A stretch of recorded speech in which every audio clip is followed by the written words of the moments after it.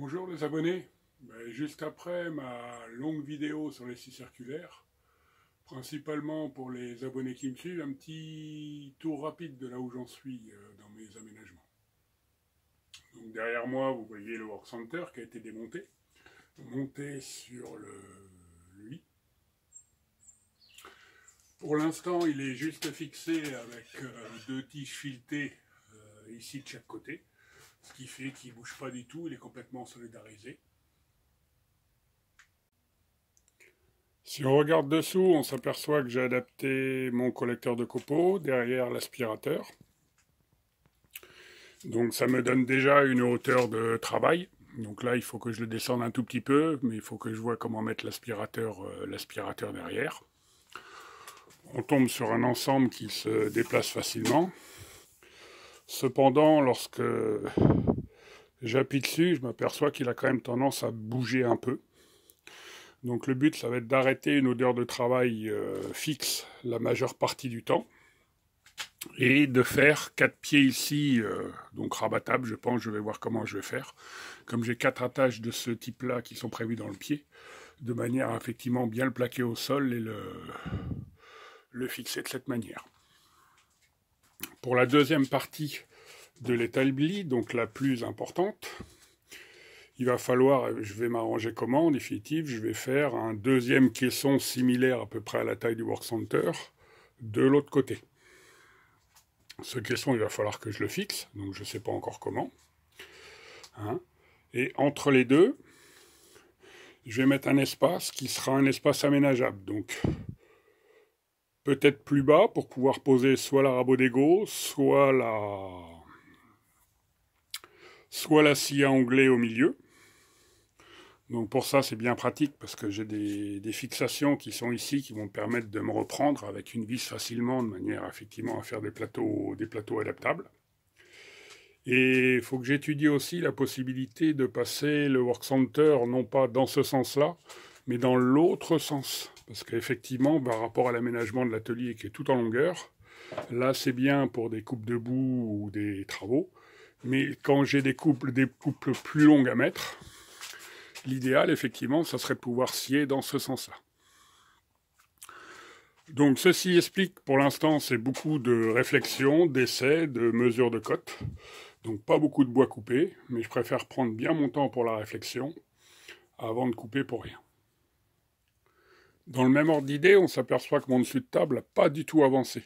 Pourquoi il n'a pas du tout avancé? Parce que le but, c'est qu'une fois que j'aurai fixé ma hauteur de travail optimum du banc, c'est que le dessus de table arrive exactement à la même hauteur que l'établi. Comme je l'ai fixé sur roulette, le but c'est qu'épouvant, si j'ai besoin de rallonger ma surface de travail, je pourrais effectivement me servir de la table. Le week-end dernier, j'ai pas pu faire grand chose parce que tout simplement j'avais mal au dos, mais j'ai quand même commencé à renforcer. Donc là j'ai mis une planche et vissé les équerres du piétement sous la perceuse pas la perceuse, la scie à ruban. Donc ça fait un ensemble plus stable. Mais là, pareil, comme mon sol n'est pas plat et que j'avais vite de la fleur, il faut que je prévoie un certain nombre de cales de manière à effectivement travailler de manière plus stable.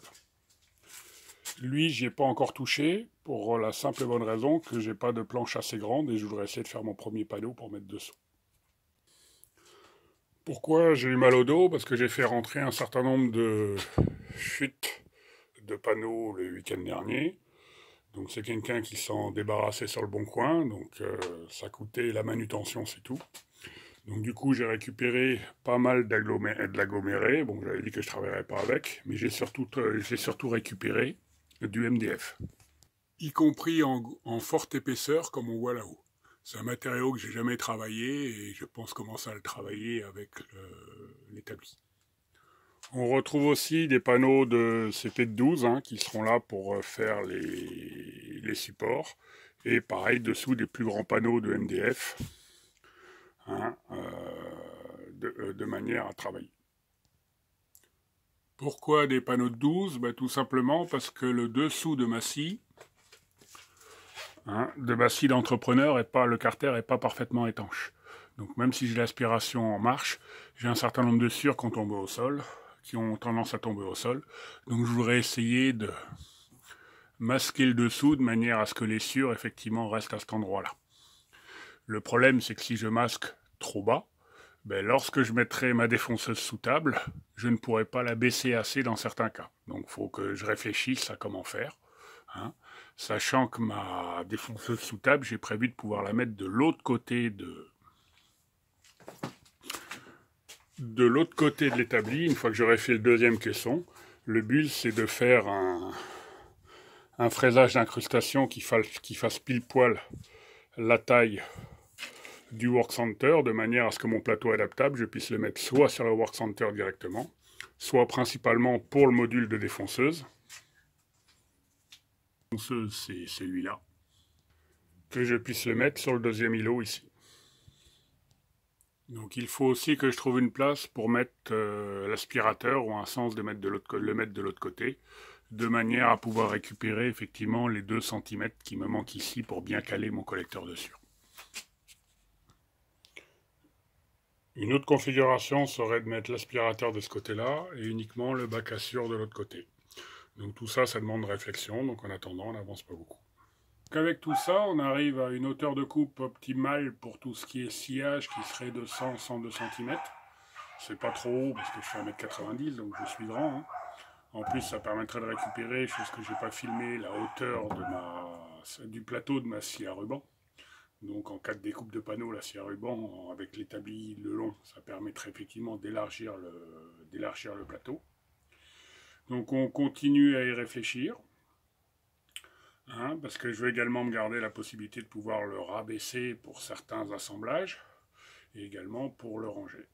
Donc c'est beaucoup de réflexion pour l'instant, mais quand ça va avancer, ça va avancer. Le tout, c'est de bien partir. Allez, c'est fini pour cette vidéo. À prochainement. Donc, comme j'ai dit dans ma dernière vidéo, je vais faire un petit tour à Artibat. Donc, peut-être que je ferai une vidéo là-bas ou après avec Mathieu David, je ne sais pas. Allez, là-dessus, Kenavo, et à bientôt.